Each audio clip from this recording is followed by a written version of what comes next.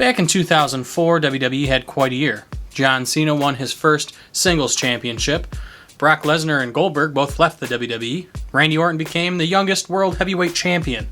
But before Randy could become that youngest world heavyweight champion, something happened that the WWE wants us all to forget about, but a lot of us don't. And that's Chris Benoit was the world heavyweight champion.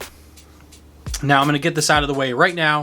I do not condone anything that Chris Benoit did in his personal life regarding that situation. I'm merely just a fan of his work, his professional wrestling career, mainly his time in WWE, as I wasn't really familiar with his time in WCW, but I digress. So, it's January of 2000.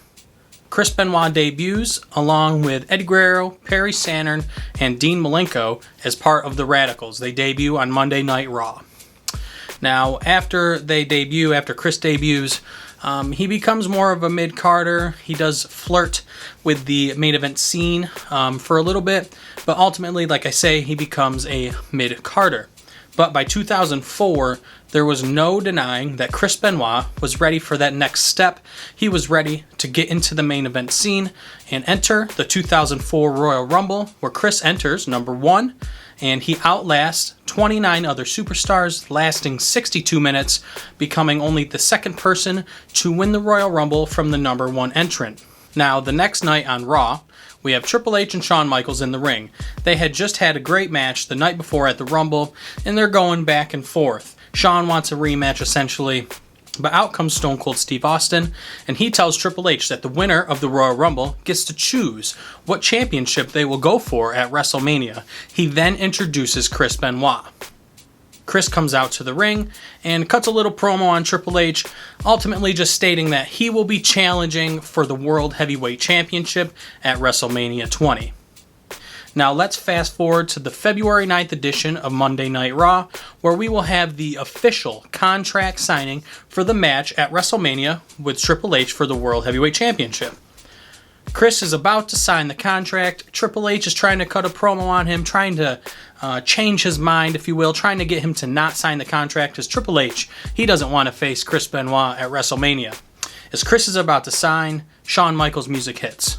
Shawn comes out to the ring saying he has unfinished business with Triple H that he deserves to finish, and in fact, Shawn will be challenging Triple H for the World Heavyweight Championship at WrestleMania.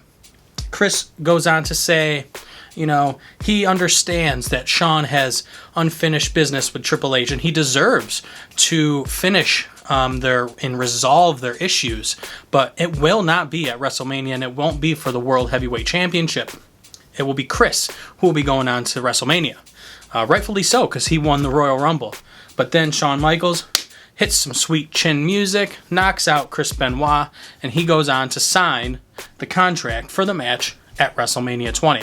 The next week on Raw, Triple H is out in the ring trying to figure out who he's facing at WrestleMania. He's furious, he's confused, he wants to know what's going on. Eric Bischoff comes out to the ring and tries to calm down Triple H, tries to talk him down a little bit, tries to give him this weird, complicated situation where they'd have a World Championship match that night and another match, and it just made no sense. Triple H wasn't having any of it, and he wanted to know who he was facing at WrestleMania. Chris ends up coming down to the ring, starts to cut a little promo on Triple H, then he ends up attacking Triple H. He's making a point. He's saying that he is going to face Triple H at WrestleMania. Eric will eventually go on to make the main event match a triple threat match, with Triple H, Shawn Michaels, and Chris Benoit all going for the World Heavyweight Championship. Now let's fast forward to WrestleMania 20, where we get an awesome back and forth bloody triple threat match. It's a classic, and you're going to hear me say that a lot. A lot of these matches are very good because Chris was a very good in-ring performer. But like I said, it was a great back and forth bloody match. Ultimately, Chris gets Triple H in the crossface and gets Triple H to tap out and win his first WWE World Heavyweight Championship. After he wins, he's celebrating. There's confetti. Eddie Guerrero comes out to the ring as Eddie successfully defended his WWE Championship earlier in the night. They're celebrating together, hugging.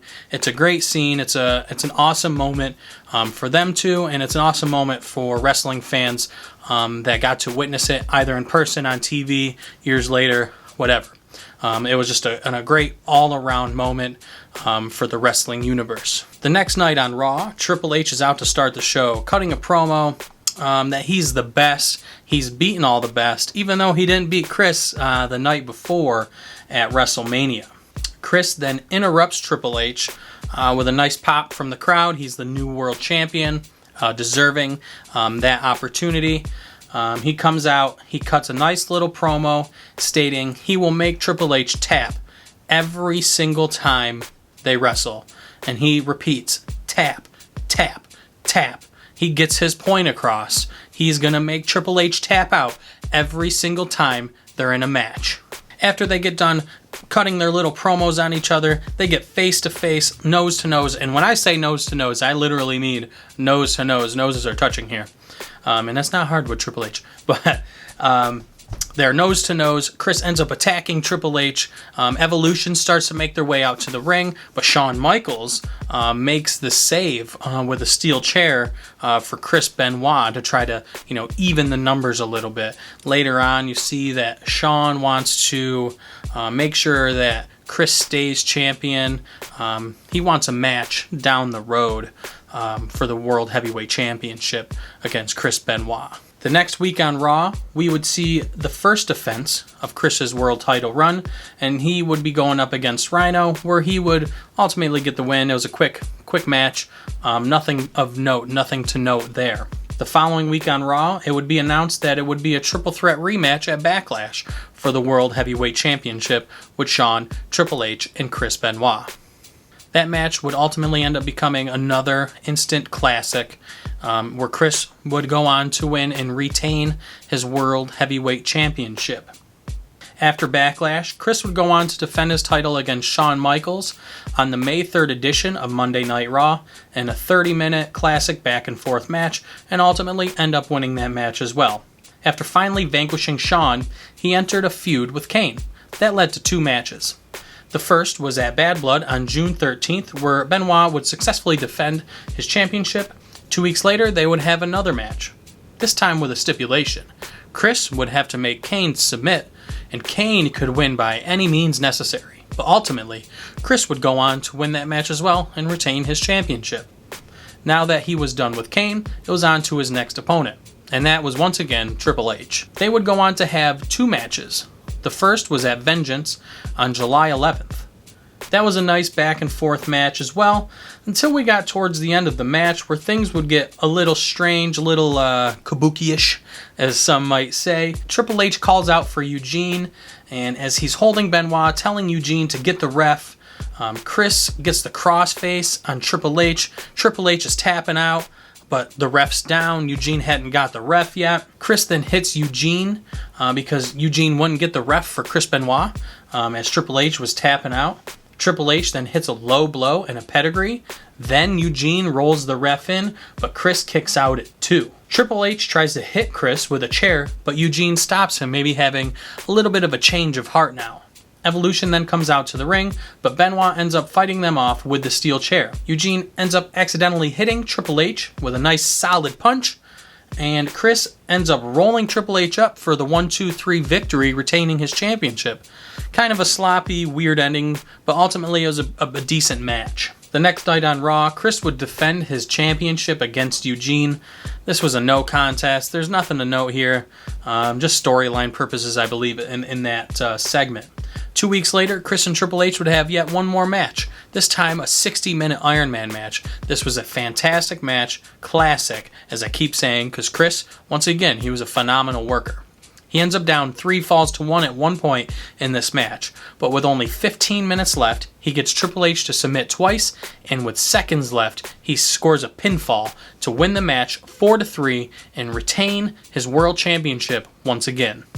Now, earlier the night on Raw, there was a battle royal to determine the next challenger for the World Heavyweight Championship at SummerSlam, and the winner of that match would be Randy Orton. So now the stage was set. Chris Benoit versus Randy Orton for the World Heavyweight Championship at SummerSlam 2004. So on August 15th, 2004, we're at SummerSlam. It's Chris versus Randy for the World Heavyweight Championship. This is a solid 20-minute back and forth match. At one point, Chris hits 7 German suplexes in a row on Randy, maybe being the originator of Suplex City. Chris would then get the crossface on Randy, but Randy would wiggle his way out, got out of the crossface, hits an RKO for the 1-2-3 victory, ending Chris's 154-day World Heavyweight Championship reign, becoming the youngest World Heavyweight Champion. The following night on Raw, Chris would get his rematch. And not always the case, but usually the writing is on the wall when the former champion gets his rematch the next night after losing it at the pay-per-view. Though not always the case, like I said, but it was here. When they get that rematch, they're going to lose, and that's going to be the end of their run, the end of their feud, so that the new champion can move on to whatever feud they want them to go into. And that was the case here. Chris would go on to lose that match against Randy on Raw. Now the next month, Chris would take on Evolution in a tag match with William Regal. They would go on to win that match, but you can see that's where things were heading. He wasn't in the championship scene anymore. And then he would eventually move back to SmackDown, and where he would unfortunately end his career after these sad events. So if you guys like this kind of video, be sure to let me know in the comments, leave a like, subscribe to the channel, and maybe I'll continue doing videos like this in the future. So I appreciate you guys sticking around if you've made it this far. Thanks for watching, and I'll see you in the next video.